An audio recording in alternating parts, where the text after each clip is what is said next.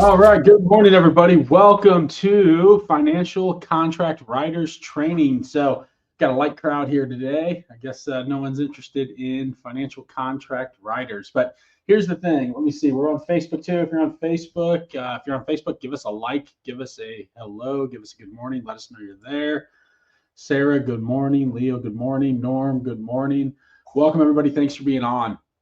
So, we are going to talk through some financial contract writers today. The reason I like to train on this is not because it's fun. It's not something we love to do, contracts, this or that, but it is very, very important. And when you understand the contract really, really well, it makes you a much more effective agent. There are so many agents out there that have never taken the time to read the contract.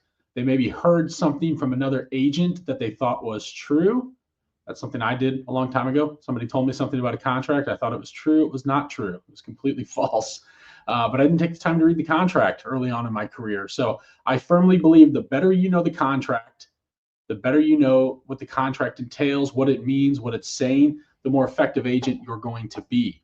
When you understand things like loan commitment and you understand things within the appraisal rider, when you understand these things and other agents don't because they've never taken the time to learn, it's going to put you up, put you ahead of them from a knowledge perspective, and you're going to be a much more effective agent. So let's dive in. The first one I want to talk about is not a contract writer, but I do think it's very, very important. So it is the final walkthrough notice. So drop comments in if you use the final walkthrough notice. Let me know if you use it.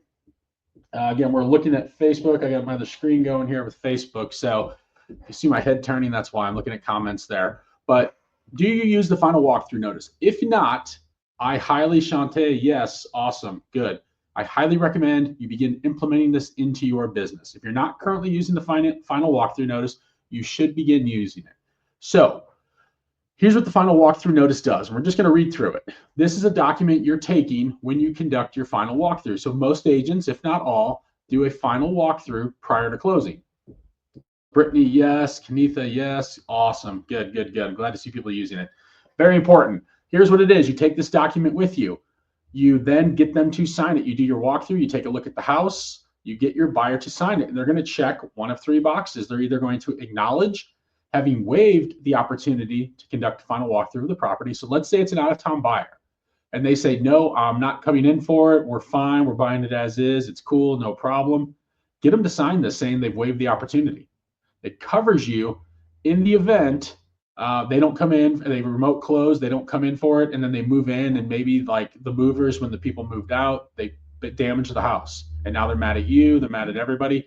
At least you have some documentation acknowledging they waived the right to do their final walkthrough. Number 7 there, which is the second checkbox, buyer acknowledges having conducted the final walkthrough on this date and have viewed the property. And that's saying that they've walked through, everything is good. Or the third, buyer acknowledges having conducted the final walkthrough on this date and has viewed the property and discovered one of the or more of the following items. One, are not the house basically is not in the same condition, ordinary wear and tear expected as they were at the time of contracts. Or 2, they're not satisfied as specified and agreed in the inspection notice of the contract. 3, are not replaced or repaired in a workmanlike manner. Therefore, the buyer requests satisfaction of the following items as specified below. List the issues. So we walk through the house, and this happens all the time. Movers moved out, moved the company out, or maybe the homeowner moved out themselves.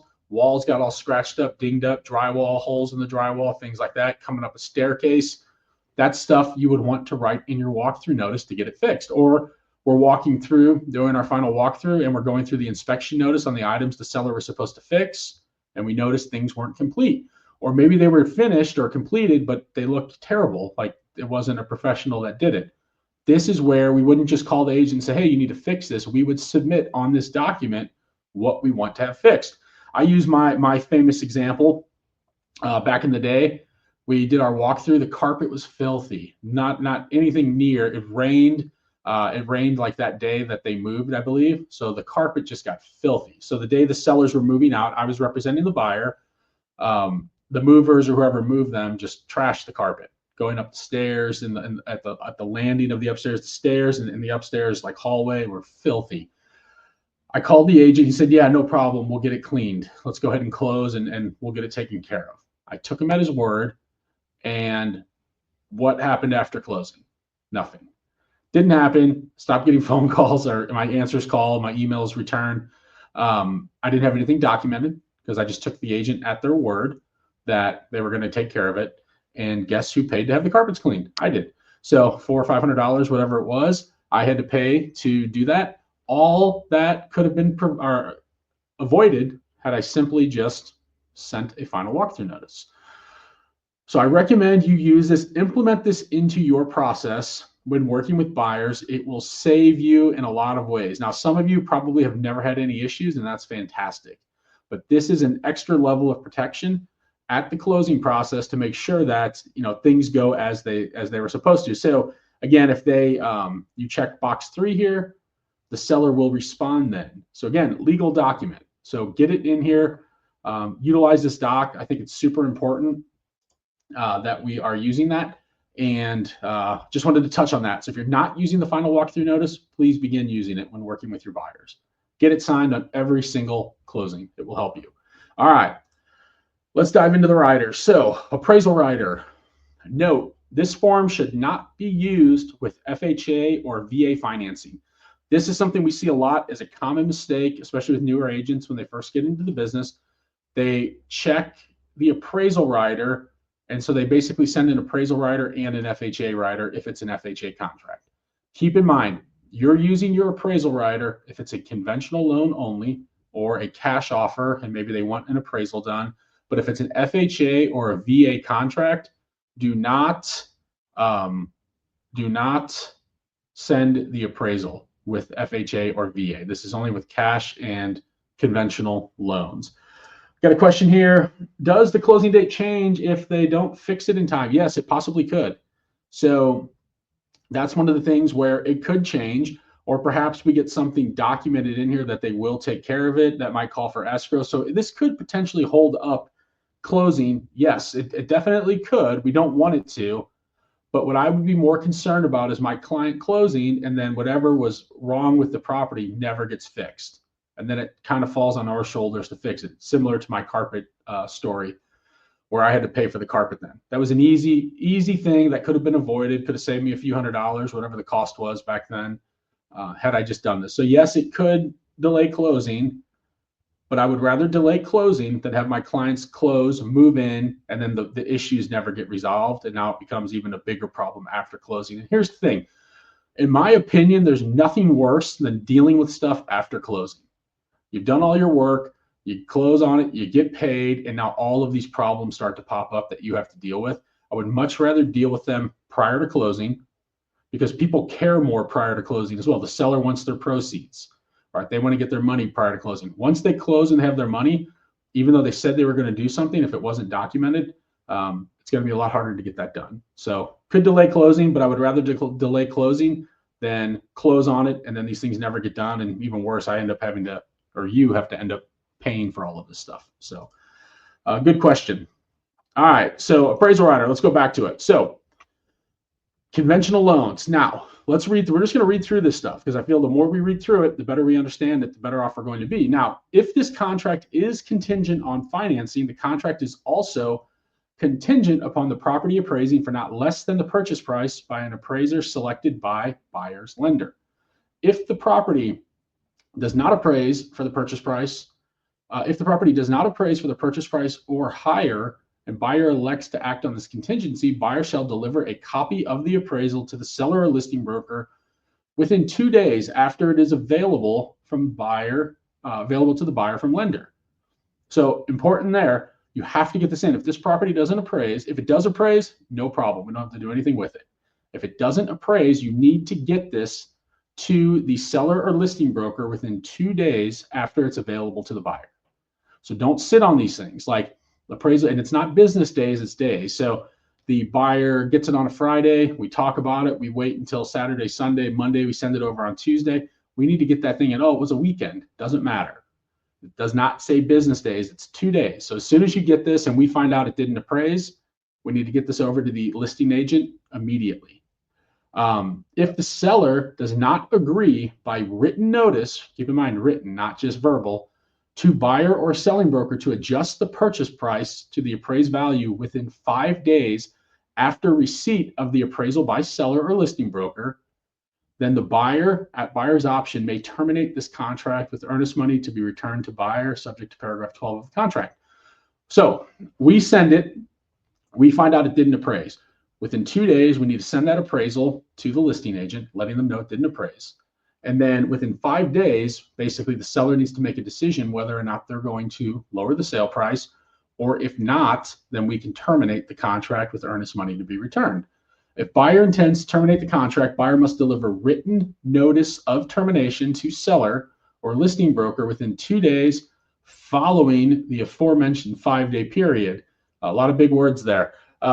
So basically, as it just states, pretty clear, we have to deliver written notice of our termination then within 2 days following the 5-day period. So we get the appraisal, we within 2 days send it to the listing agent. 5 days comes and goes. We don't have a decision made. They haven't decided to lower the price. Then within 2 days of that period, that 5-day period, we have to submit in writing that we are terminating the contract. So here's an important one. If the appraisal is not delivered to seller or listing broker by the loan contingency date, this contingency is waived. This is huge. This gets missed a lot. I missed this personally in my career many years ago, one time, and learned my lesson. Don't let your appraisal, if the appraisal has not come back yet, and today is loan commitment. So let's say your loan commitment is today and the appraisal has not come back yet, get an extension on your loan commitment. Send an amendment, extend loan commitment for however many days you need, but don't let the loan contingency date pass without having your appraisal back. Because a lot of people think, oh, it didn't appraise, we're protected under this appraisal rider. We are not if it's beyond loan commitment. So if it's beyond loan commitment, this contingency gets waived. So if my loan commitment's today comes and goes, I get the appraisal back tomorrow and it's $20,000 less than the purchase price, I'm in trouble there. I do not have a leg to stand on from this contingency now. So keep that in mind. You have to make sure that your appraisal gets done prior to your loan commitment. And again, I talk about it all the time, but loan commitment is a very important date that you never want to miss. So I typically, when I was really actively selling a lot of homes, I had a process in place. I'm checking in with my lender almost weekly. How are we doing? Loan commitment's on the 23rd. How are things looking? You need anything? Do you need any documents from my clients? Are they getting you all the information and the docs that you need? Anything I can do to help? No, we're looking good. Appraisal. Has the appraisal been ordered? Yes, it is. It's on Friday. Fantastic. How did appraisal go? Calling it like maybe 3, 4, 5 days, a week later. How did the appraisal go? Did we get it back yet? Do we know where it is? This or that. Keep in touch with your lender. It's very important. Your lender is a reflection of your team and a reflection of your service. So having a good lender and a good relationship with your lender is very important. I know Kenitha's on the call here. We had a lender issue. She's representing the seller, but we had a lender that didn't do a real good job working with the buyer. And so it makes things a lot more challenging when you don't have a good lender. So reach out to Rory Leach. He does a good job with USA Mortgage. He's good about keeping in touch and making sure that you don't miss loan commitment. It's a very important day. So, all right, if this contract is not contingent on financing, the contract is at the option and expense of buyer, contingent upon the property not appraising for less than the purchase price by an appraiser of buyer or buyer's lender's choice, licensed in the state of Missouri. So if it's not contingent, if I write a cash offer and I say it's not contingent, the buyer can still opt to have this done, and it still has to appraise out.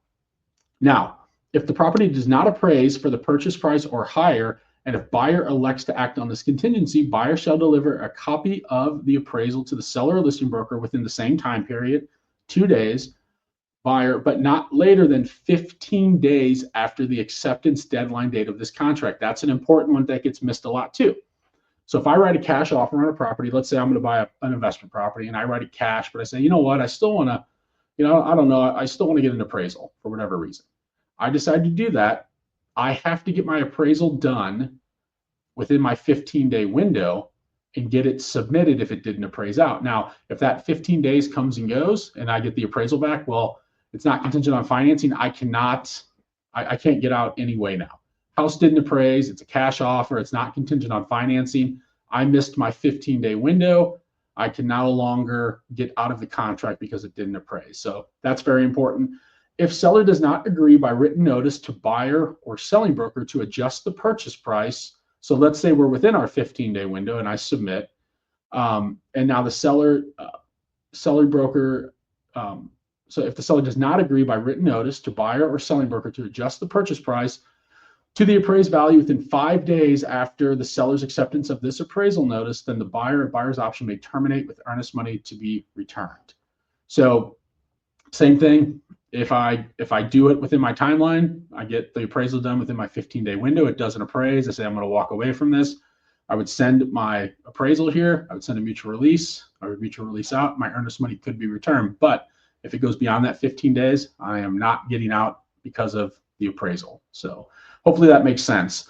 If the appraisal is not delivered to seller or listing broker within 15 days after the acceptance deadline date of this contract, the contingency is waived. So just keep that in mind. When it's not contingent on financing, you have 15 days to get this appraisal done if they want an appraisal. And if you go beyond that 15-day period, they cannot get out of it if it doesn't appraise. For the avoidance of doubt, the parties agree that seller's refusal to adjust the purchase price to the appraised value before the expiration of the 5-day appraisal negotiation period shall not reduce such 5-day time period of the following 2-day appraisal time period for purposes of buyer's right to terminate of the contract above.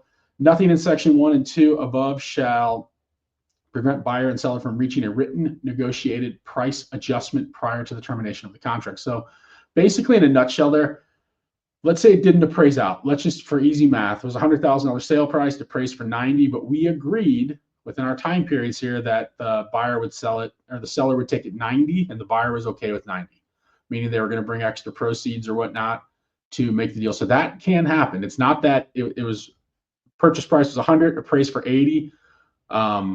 We have to buy it at 80 now. That's not the case. You can negotiate. And if the buyer's saying, well, you know what, I really feel it's worth more. We love this house. We're willing to pay 90 for it, even though it appraised for 80. That's fine if they have the proceeds to make up the difference. So that can happen, but that all has to be negotiated. Keep in mind, these timelines are important. So we're making sure that if once we agree on that price, or if the seller says, yeah, we'll take 80. We wanted 100, but at a price for 80, we're good with it. Then make sure we get our amendments written in place, amending the new sale price. Make sure we get that to title. Make sure we get that to lender. Make sure that anytime we have amendments on our contracts, we're getting it to all parties involved. That's something that gets missed as well, off topic here. But let's say a big one that comes up during an inspection notice, we get a credit. So in lieu of repair, sellers agreed to credit the buyer $5,000. We get it on the inspection notice. You also have to get an amendment signed then, stating what that credit is. But the thing that gets missed the most, one, is the amendment. Most of the time, people just write it on the inspection notice and never followed it up with an amendment. It's got to go on an amendment to the sale contract. The second thing that gets missed a lot is it never gets sent to the lender or title. So we forget to do that.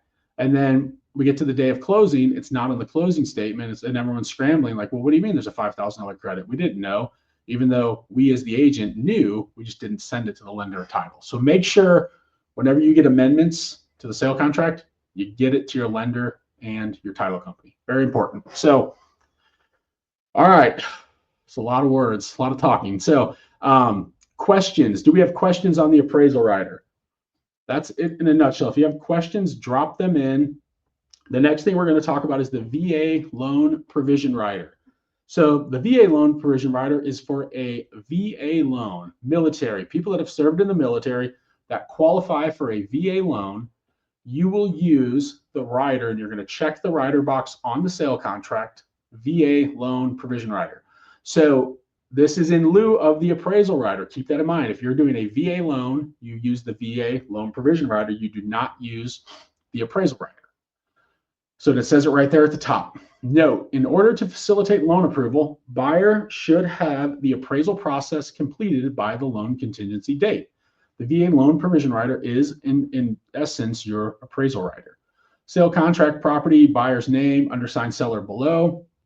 By accepting this contract, seller makes no implied or express promise that he or she will be responsible for or pay for any predication work required by VA.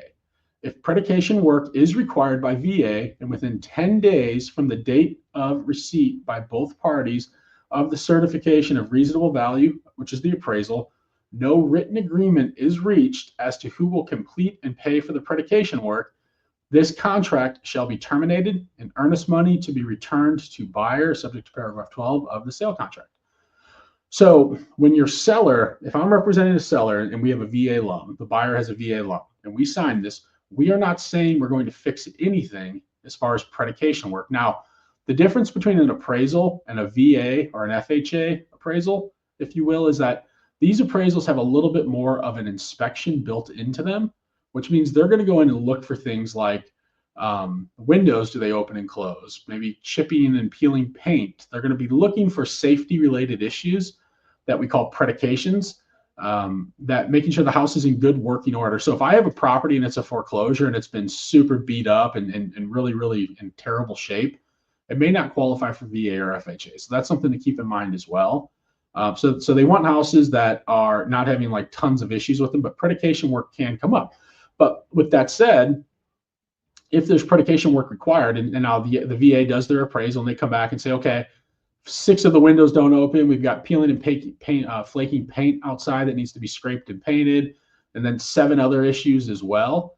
The seller doesn't have to fix those. It goes into a negotiation. If all parties are happy, or buyer says, you know what, we'll take care of these 5 prior to closing. Basically, we negotiate. Sometimes sellers say, yep, we'll take care of all of it. But in a nutshell, another one too, like on city properties, if there's an old dilapidated garage, I've run into this in the past, has to be torn down or extensive work done to it. That's stuff that we have to negotiate and figure out how we're going to rectify those situations. So keep that in mind. Just because a seller signs this does not mean they have to do the work. That goes into a negotiation similar to an inspection notice negotiation. If we cannot come to an agreement, then the earnest money could be released back to the buyer. Number 10, note, buyer is cautioned not to rely on the VA appraisal report, but should satisfy himself or herself as to the condition of the property. See paragraph 10 of the residential sale contract. So what they're saying here, don't rely on this as your inspection. You need to still do inspections. So encourage your client to do inspections. Don't rely on just this mini inspection, if you will, to be the inspection. If it is expressly agreed that notwithstanding any other provision hereof, buyer shall not incur any penalty by forfeiture of earnest money or otherwise be obligated to complete the purchase of the realty herein if the contract price or cost exceed reasonable value of the Veterans Affairs. Nonetheless, buyer shall have the privilege and option of proceeding with the consummation of this contract without regards to the reasonable value established by the Veterans Administration if he or she chooses. So in a nutshell, if it doesn't appraise out and the buyer still wants to move forward, they can. If they have the proceeds to make up the difference in that, it is possible. So, but they're saying too, if it does not appraise, they can get out of the contract. So it has to appraise, but again, negotiation, we can make it to where it works if all parties agree, or buyer can walk away if it doesn't appraise out. If the seller does not agree to lower the price. Payment for VA inspections. Generally, we see buyer checked here. We've seen in the past, sometimes you'll ask seller to do it, but usually the buyer will. Buyer agrees to order and pay for all inspections and or re-inspections required by VA, including but not limited to termite, roofing, plumbing, electrical, or heating and air conditioning. For some of you that have been in the business a long time, the termite inspection on a VA loan used to be a required seller expense. So if I had a listing and somebody submitted a VA offer to me, I would let my seller know that, look, in accepting this VA offer, we are going to be required to pay for the termites, about $75. It was like $75 back then. That is no longer the case. So I have heard like some of our seasoned agents out there that have been in the business a long time, like myself, still think that that is the case. It is no longer the case. The seller does not have to pay for a termite inspection on a VA loan anymore. It's no longer in the contract. So just keep that in mind as well. You check buyer or seller, but the days of the termite being a required expense by the seller when a buyer was purchasing their home using a VA loan is no longer the case. Seller does not have to pay termite.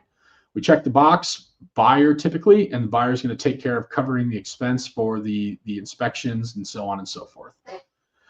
So that is our VA inspection. If you have questions on that one, or VA appraisal rider, excuse me. Drop some notes in, let me know. Let's talk through the FHA appraisal or loan provision rider now. So FHA, if I'm getting, my client's getting an FHA loan, in order to facilitate loan approval, buyer shall have the appraisal process completed by loan contingency date. So again, same thing, very important, loan contingency date. Don't miss it ever. It's probably one of the most important dates in our contract. FHA certification of contract. We, the undersigned sellers, the purchaser, and the broker involved in the transaction each certify that the terms of the contract for the purchase are true to the best of our knowledge and believe, and that any other agreement entered into by any of these parties in connection with this transaction is attached to the sale agreement. Signed. So you're going to sign this. This is a document you will sign as the agent. You do not have to have a broker signature on this. So on your listing agreements and buyer agencies, you become the authorized agent. So I know it says selling broker or licensee. You are the licensee, so you will sign your own FHA loan provision rider documents. So you are okay to sign that. You do not need broker signature. By acceptance of this contract, seller makes no implied or express promise that he or she will be responsible for or pay for any predication work required by FHA. Same is true. This is the same. That's true with the FHA or the VA loan provision rider. If predication work is required by FHA and within 10 days from the date of receipt by both parties of the conditional commitment appraisal, no written agreement is reached as to who will complete and pay for predication work, this contract shall be terminated with earnest money to be returned to buyer subject to paragraph 12. Note, buyer is cautioned not to rely on the FHA appraisal report, but should satisfy him or herself as to the condition of the property, do the inspection basically. But 10 days, if we come back and there's a list of predication work, we have a 10-day window to resolve that. If it has not been resolved within that 10-day window, again, that means amendments drafted, signed, but if we have not resolved it within 10 days, contract shall be terminated with earnest money to be returned to buyer. So keep that in mind. FHA appraisal gets done and there's a bunch of predication work. We have a 10-day window to get that fixed or get that resolved. Not fixed, get it resolved as to who's going to take care of what. And if it doesn't happen within that 10-day window, contract will be terminated, earnest money to return to buyer. A mandatory clause. It is expressly agreed that notwithstanding any other provisions of this contract, the purchaser shall not be obligated to complete the purchase of the property described herein or to incur any penalty by forfeiture of earnest money deposits or otherwise, unless the purchaser has been given in accordance with a HUD FHA requirement, a written statement by the Federal Housing Commissioner or a direct endorsement letter setting forth that the appraised value of the property not less than the sale price. The purchaser shall have the privilege and option of proceeding with the consummation of the contract without regard to the amount of the appraised valuation. The appraised valuation is arrived at to determine the maximum mortgage. The Department of Housing and Urban Development will ensure HUD does not warrant the value nor the condition of the property. The purchaser should satisfy him or herself that the price and condition of the property are acceptable. So again, if it doesn't appraise out, we can still move forward if the buyer agrees to kind of, in a nutshell, make up the difference. Or the seller says, we'll drop X amount, buyer will come up X amount, everyone's satisfied, we're going to close. Or seller says, we're going to reduce our purchase price to whatever it appraised for. So just keep that in mind. Just because it doesn't appraise doesn't necessarily mean the deal is dead yet. FHA does not warrant the value or the condition of the home. While FHA requires the lender to have an appraisal to determine the value of the property, it is an estimate only and is used to determine the amount of mortgage FHA will insure that if the condition of the property makes it eligible for FHA mortgage insurance. It is not, however, a guarantee that the property is free of defects. Very important. Do inspections. As the purchaser, you should carefully examine the property or have it inspected by a qualified home inspection company to make sure that the condition is acceptable to you. You should do this before you sign the sales contract or make the contract contingent on the inspection, which our contracts are contingent on the inspection. If repairs are needed, you may need to negotiate with the owner about having the faults corrected. There is no requirement that you hire an inspector, but we have carefully read this notice and fully understand that FHA will not perform a home inspection nor guarantee the price or condition of the property. So we're advising, not requiring, right? So we advise buyers to get inspections. We do not require it. And that's where it says here, there is no requirement that you hire an inspector. But then you're going to check the box typically here, buyer chose to have a home inspection performed, or buyer, we buyer do not choose to have a home inspection performed. So one of those two boxes must be checked. And then typically here, buyer gets checked again. Buyer agrees to order and pay for all inspections and or re-inspections required by FHA, but not limited to termite, roofing, plumbing, electrical, heating, and air conditioning. So there we go. All three documents, very similar, especially the VA and the FHA, very similar in the form of predication type work and the terms in which it can be negotiated. But again, keep in mind, if I have an FHA loan, I'm sending the FHA loan provision rider, not the FHA loan provision rider and the appraisal rider.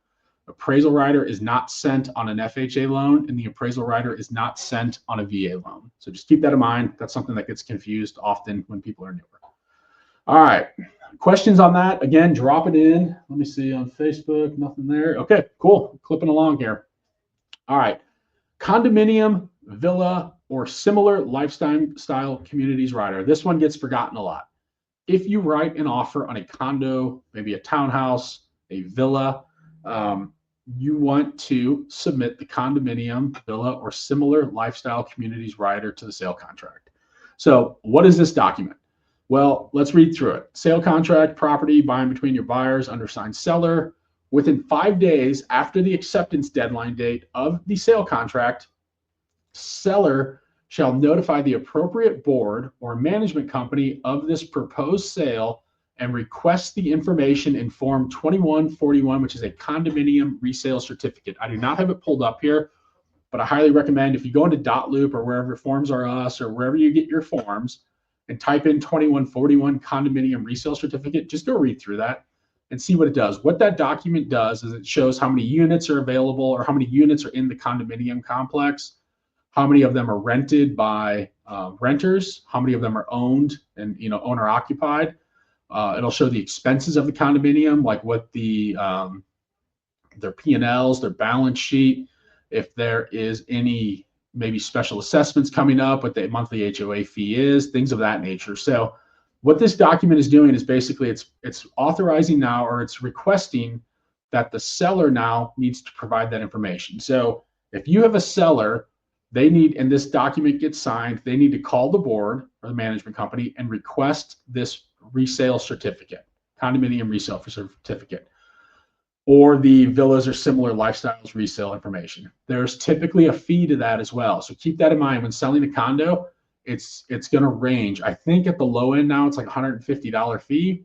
Could be as much as like $350 or more, depending on the condominium management company or the complex. So when you're listing a condo, let them know there is a fee for that. And it would be a good idea for them to reach out to their board or management company, let them know they're selling the property, and just ask how much the fee is to get a condo resale certificate.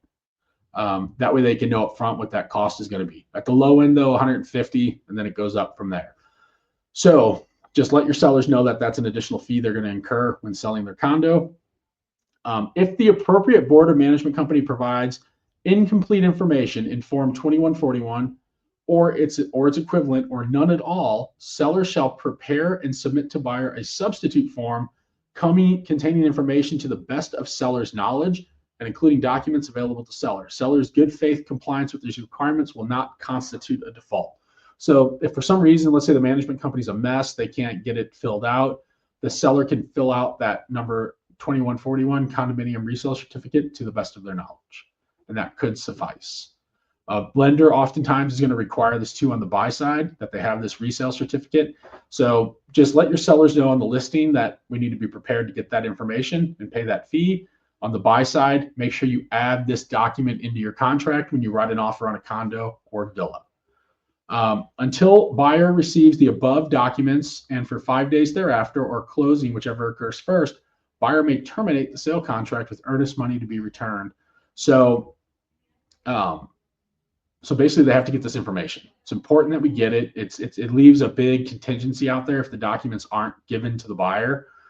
So if I'm representing the seller, I want to get this done quickly and get it to the agent. Buyer agrees that receipt by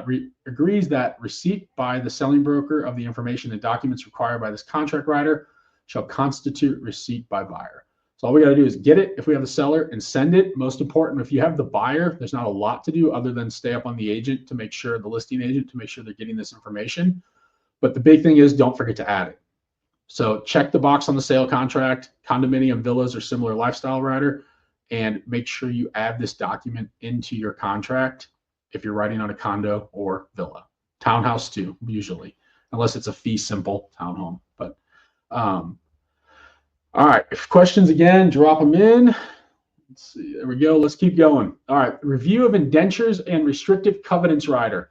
Another one that gets forgotten a lot. I think it's an important one. Use of this rider. So here's what this one is. Let's read through it. Review of indentures and restrictive covenants rider for subdivisions only. So if your client is purchasing a house in a subdivision, I would want to make this part of my contract, and most agents don't. It's something that gets forgotten a lot. We're going to talk why it's important. So if you're selling a home in a subdivision, I highly recommend you add this rider. Use this rider if the property is in a subdivision, if buyer wants more detailed information that has been provided on seller's disclosure statement. This contract is contingent upon a review by buyer of the indentures/restrictive covenants, bylaws, association rules and regulations, and financial information of the subdivision of which this property is a part. Buyer has 10 days after the acceptance deadline date to notify seller or listing broker in writing that he will not complete the purchase of the property because of its objection to the above information, in which case the contract is terminated and earnest money to be returned to buyer subject to paragraph 12 of the sale contract. If buyer does not, within 10 days after the acceptance deadline date, notify seller or listing broker in writing that he will not complete the sale, then this contingency is waived. By his signature below, seller authorizes buyer to obtain above information from the association and agrees to cooperate in obtaining the information if necessary. Buyer and not the broker is responsible for obtaining the information. So let's talk through that a little bit, because there's a lot of confusions on this document, in my opinion. So here's what happens. We submit our offer, we get it accepted. We submit with our offer the review of indentures and restrictive covenants rider. Now, our buyer is responsible for reaching out to the association, the HOA, and getting copies of these indentures or restrictive covenants. And then they look at that and they have a 10-day window to decide if they want to move forward with the purchase or not. So a lot of people think when they sign this that it becomes the seller's responsibility to track that information down and give it to the buyer. That is not the case. I've had an agent in the past that was all over one of my team members back in the day.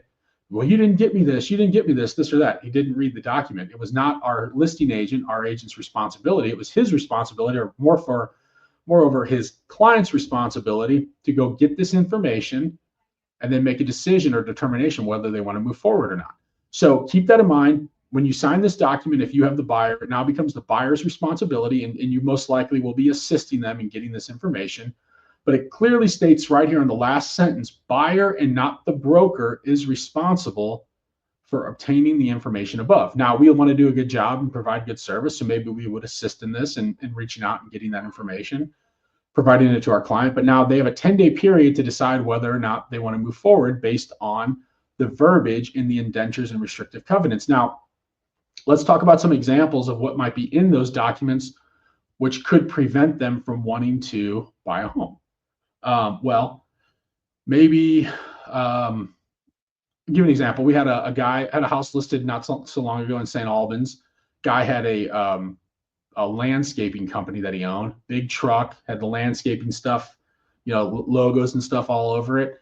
He cannot leave that truck outside in that community. That truck has to be in a garage. The truck didn't fit in the garage. It was one of those big, long, extended ones.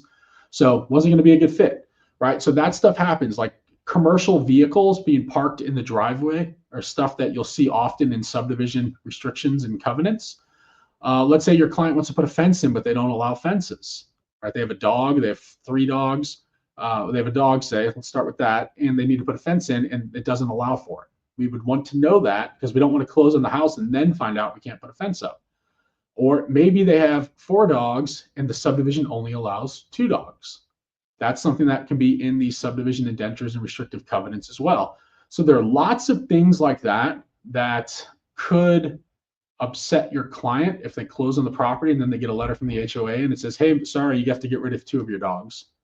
The rule says you can only have 2, you have 4. You're not going to have a happy client. So getting this information up ahead of time is very important. Fences, that's one that pops up, commercial vehicles. There's a lot of other things that can pop up. So I think this is a very important document that we put into our contract and make sure the buyer is getting that information and reading it so they can make a determination whether they want to move forward or not. Again, questions on this one, let me know. But I would put that on every offer I write. I think it's very important. All right, broker compensation rider. Let's talk about this one. It's the newest one. Everyone's been doing a good job with this. This is something that you want to submit when you're representing buyers. Submit this on your offer. So use this on page 1 of your sale contract. You write in, you fill in your broker compensation. You check the box on page 1 that you're attaching the broker compensation rider. And then you're also going to check the box. This is the box that's getting forgotten by agents. On the rider section of the contract, you're going to check the box again. So I know it's silly that it's there 2 times, but make sure when you're using a broker compensation rider, use it 2 times. You're check 2 boxes on page 1 and again at the bottom of the rider section on that contract. Let me go. I got a question here. Is the buyer able to get out of the contract if they don't get the HOA and indentures on their own? No, they are not. So if they do not get it and that 10-day window comes and goes, then no, they are not able to get out of it. So, so right here, let's read through this here. If buyer does not, within 10 days after the acceptance date deadline, notify the seller or listing broker in writing that he will not complete the sale, then this contingency is waived. So let's just say, Sarah, that 10 days comes and goes, and the buyer says, well, I was trying to get it, I couldn't get it. It doesn't really matter. He didn't get it. You have to get that stuff done within that 10-day window. Even though it was like, well, I sent an email, nobody responded. The 10 days has come and gone, but now I went out of the contract because they sent it to me on day 12. Doesn't matter. So what I would say is if this is very important to your seller and let's say it's like day 8 or 9, we might need to amend the contract to extend this again, keep our contingency here if they haven't received the information. What I'd say is most HOAs are pretty good about getting it to people within a couple of days. So send an email, call, and they'll get it, but they cannot get out of it. Once this 10-day window goes, if we haven't amended and extended it, then they cannot get out of it after that 10-day window has come and gone. So good question.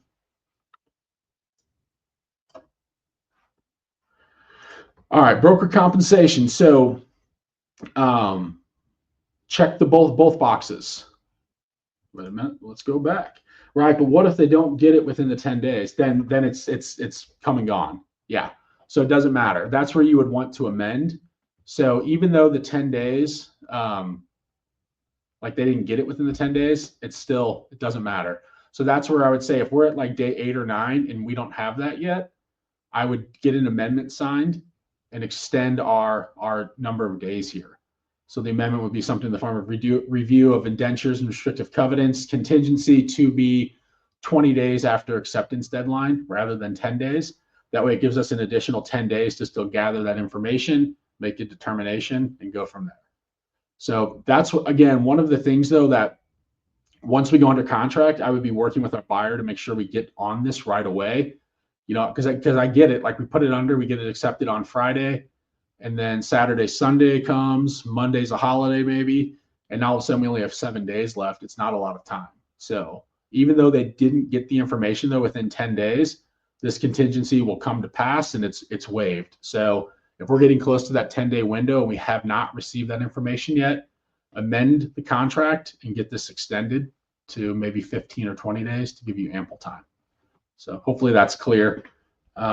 I hope that makes sense, but comment if that doesn't make sense.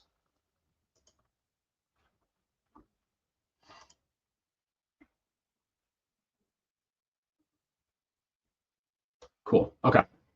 All right. Broker comp. So you're going to put your property in there, address, the percentage that you're getting paid that's in line with your buyer agency agreement. You're getting your clients to sign it. And then also you sign this as the selling broker. So this is something that gets sent to the broker a lot for broker signature. This document is not required to have broker signature. That's something that I think is important.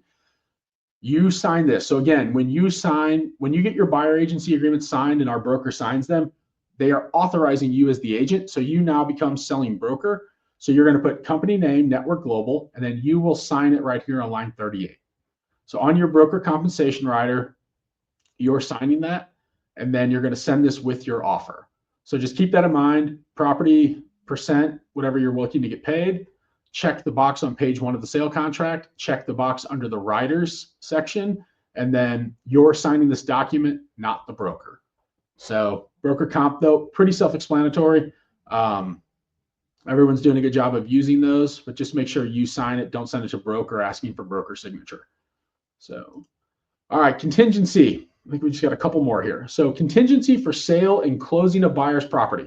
So contingent, if my client has a home to sell prior to purchasing and we have not listed the property yet, we are going to use this document that makes their offer contingent for sale and closing of the buyer's property. So sale contract, property address, my client's information there. This contract is at the option of buyer, contingent upon the sale and closing of the sale of buyer's property at, this is where you will write in their current home address that you're going to be selling. And so their address goes there. Number 2, buyer's contingency. If buyer does not close on the sale of buyer's property through no fault of buyer on or before 5 p.m. of, this is where you will put a date. Call it 30, 60, 90 days.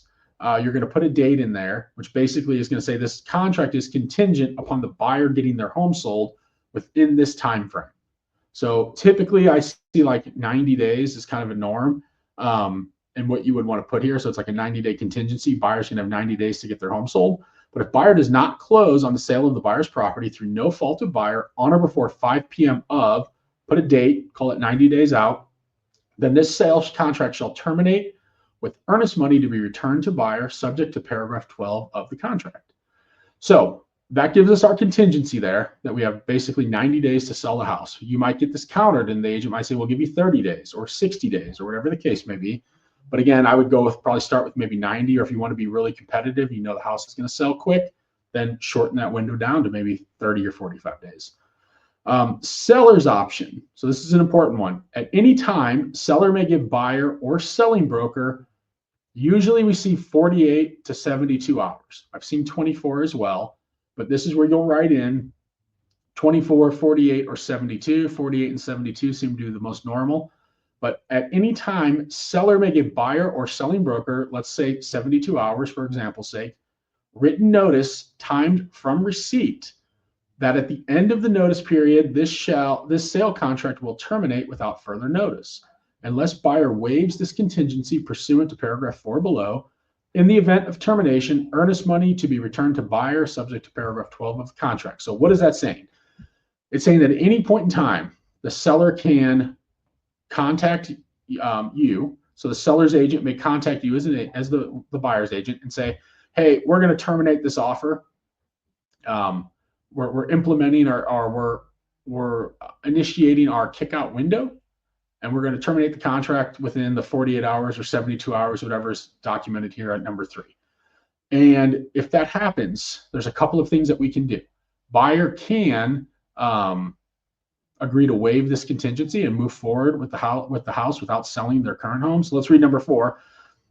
Buyer's waiver. At or before the expiration of either deadline in paragraphs 2 or 3 above, buyer may waive this contingency by giving written notice to the seller or listing broker of buyer's waiver. So if I'm representing the seller and we've accepted this contingency, and you're everybody on this call, you're the buyer's agent, and I call you and say, hey, my seller's going to initiate our kickout.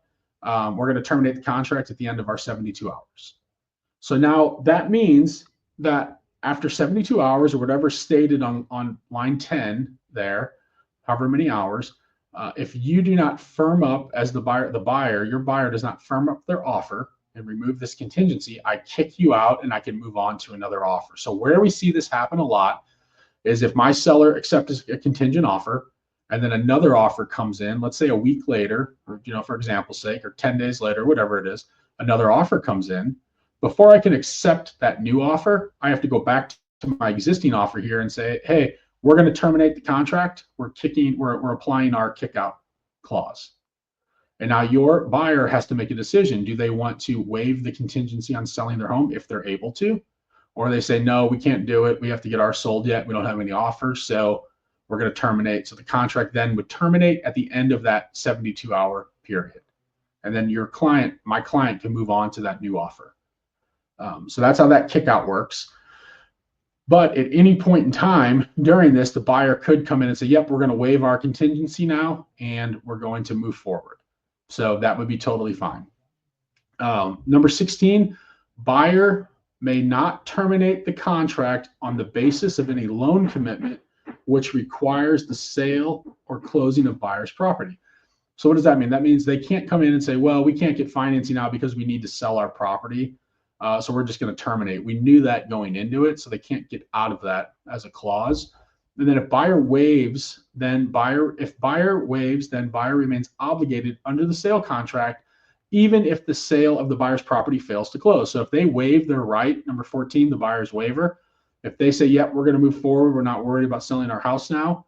So even if they waive it, then the buyer does remain obligated under the sale contract, even if the sale of buyer's property fails to close.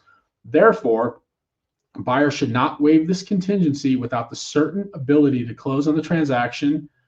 Buyer's failure to close on this transaction can result in loss of earnest money or litigation and damages for default. So if we're going to remove our contingency to sell our home, let's make really, really certain with their lender that they're financially able to do so. So that's very important. The timeframes provided in the following paragraphs, title and survey, inspections, disclaimers, and warranties, insurability, government inspections, and occupancy request, if applicable, of the sale contract shall begin when buyer contracts to sell his property referenced in paragraph 1 above, or when buyer waives this contingency, whichever occurs first. This one gets missed all the time. So read that paragraph again, lines 21 through 23. The timeframes do not start on the contract until the buyer gets their home under contract, or they waive their contingency, whichever occurs first. So what that means is if I submit an offer contingent on a house, my inspection periods, my insurance periods, all of that does not start. So I don't have to rush and get my clients to get inspections done and do all of these inspections on a contingent offer. That gets missed a lot. I see that happen where agents will begin scheduling inspections right away, and they get all of their inspections done, and then their client's house never sells and the deal terminates anyway. So their client wasted a bunch of money on inspections on a property that they never got to purchase. So lines 21 through 23, make sure you really understand that. All of the time periods in our sale contract do not start until this contingency gets waived. Once this contingency gets waived, my 10-day inspection period starts, my 25 days for title starts, my loan commitment then starts. All of those things start after this contingency is waived, not before. So keep that in mind. That's important. Hopefully that makes sense. If you have questions on that, comment. That's a big one though. A lot of people start doing inspections immediately. You do not have to on a contingency. You wait until the house goes under contract, the buyer's home, and then you move forward with all of these things. Buyer shall deliver an additional earnest money in the amount of X to the escrow agent within 3 days. So if they're going to provide additional earnest money, that's where that would go. Not required. Some people do it. It's not required, but that's where that would go there. All right, let's go on. This one. So here's another one. So if I submit, let's say I submit my contingency for the sale of closing, for the sale and closing of buyer's property, and then my property goes that I'm representing, my client's property now. So I'm representing the buyer. We submit an offer on the sale and closing. Now, if I get that offer accepted and my client's home now goes under contract, so my buyer's home is now under contract, and we waive our contingency on the sale and closing, what I may want to do is still submit another contingency now that keeps it contingent on the closing of the buyer's property. So it's no longer contingent on the sale and closing of the buyer's property, but in order to protect my client, because let's say they need to sell their home, it has to be sold in order to purchase this new home, I would want to submit potentially a new document here, which is contingency for closing of buyer's property. So let's look at the note. This form should only be used when the buyer's property is under contract. So what it's saying is now, Mike, it's not contingent on selling their home. Their home is under contract, but it is still contingent on the closing of their home. So I might want to put that into the process now. Like now I'm waiving my contingency on the sale and closing, but I'm implementing a contingency still where the home still has to close. So let's read through it. This contract is at option of buyer. Buyer's contingent upon the closing of an existing contract dated, and insert the date, for the buyer's property at, insert the date, on or before, insert the date of the closing.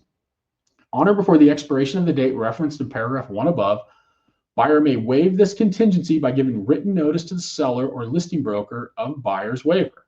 Buyer shall notify seller or seller's agent in writing within 2 days of buyer having actual knowledge that the buyer's property identified above will not close on the date specified in paragraph 1 above. When the buyer so notifies seller, this contract shall terminate and earnest money will be refunded to the buyer subject to paragraph 12 of the sale contract. There's the additional earnest money, which we're not worried about there. But keep that in mind. If this is a really good protection that gets missed too. If I write a contingent offer on the closing and sale of my client's home, their home goes under contract. Now I want to submit a contingency. I'm waiving my contingency on the sale and closing, but I still want to keep it contingent on the closing of my buyer's property to protect them in the event the contract on their home, existing home, falls apart.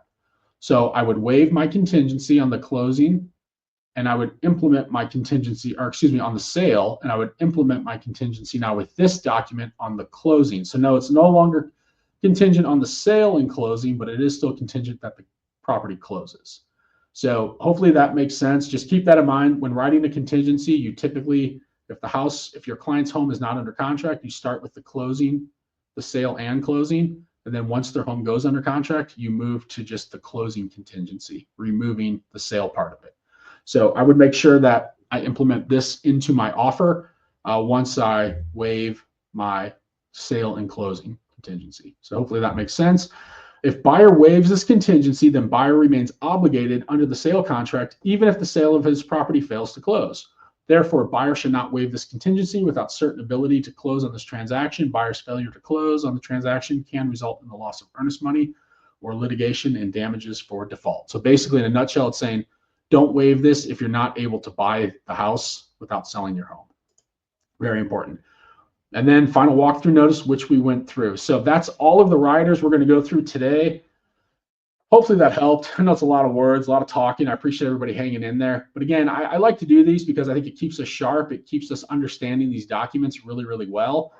It all ties back to that's how we separate ourselves from being a professional realtor from just kind of the practitioner, right? The practitioner just kind of shows up. They sell some houses when a client calls them, but the professional really takes their role seriously. You know, this is a very large transaction that we're helping people facilitate, and it has some massive consequences if it's not done right or we don't pay attention. So there are a lot of people on this call that could probably write a contract now within like 5 minutes, but it's super important that we're really paying attention. Like, you know, in the beginning, you go really slow, you double check everything, right? And then after you do a few hundred transactions, you just kind of fly through it and send it off. You do it from your cell phone. But I highly recommend we continue to stay sharp on this. We double check our work. We're making sure we're checking time frames and not missing things, because those time frames can have serious consequences if missed.